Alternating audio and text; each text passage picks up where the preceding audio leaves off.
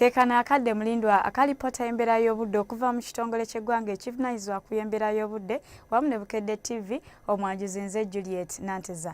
Ebitundu by'eggwanga ebyo ebiranye olubalama lw'ennyanja Nalubaale byakedde n'ekire ky'enkuba era ng'okusinziira kwa lipoota ey'enkuba gye tufunye amakya ga leero eraga Kasese yafunye enkuba eyawezezza milimiters 7 n'obutundutundu 3. Ntebe n'ebeera n'enkuba eyawezezza milimiters 7. Ku makya tusuubira okeera n'enkuba ku bitundu ebyo ebyebulunguludde olubalama lw'ennyanja Nalubaale. Masaka tusuubira okeera n'ekiddedde olwo ebitundu ebisigadde akasana kasuubira okwaka ate nga bwe kakubakubamu.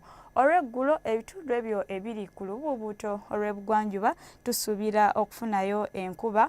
Kampala tusuubira okubeera n'ekiddedde nga n'ebitundu ebisigadde akasana kasuubira okwememula.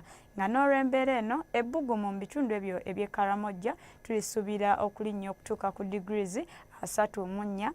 Kampala ssaako n'Emiraano ebbugumu tuyisuubira okubeera ku degrees 28 ku 29.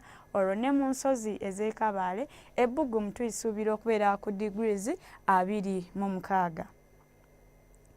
Gwasuubira okutambulako mu bibuga ebimu eby'ebunaayira Kigali, Dodoma, Dubai ssaako ne mu Tokyo tusuubira akasana okwaka ate nga bwe kakubakubamu. Wabula nga yo mu Dubai ssaako ne mu Dodoma tusuubira ebbugumu okulinnya okutuuka ku degrees 30. Ate yo mu Paris obunyogovu bukyaliyo bungi ddala era ng'ebbugumu tulisuubira okubeera ku degrees 7 zokka zokka.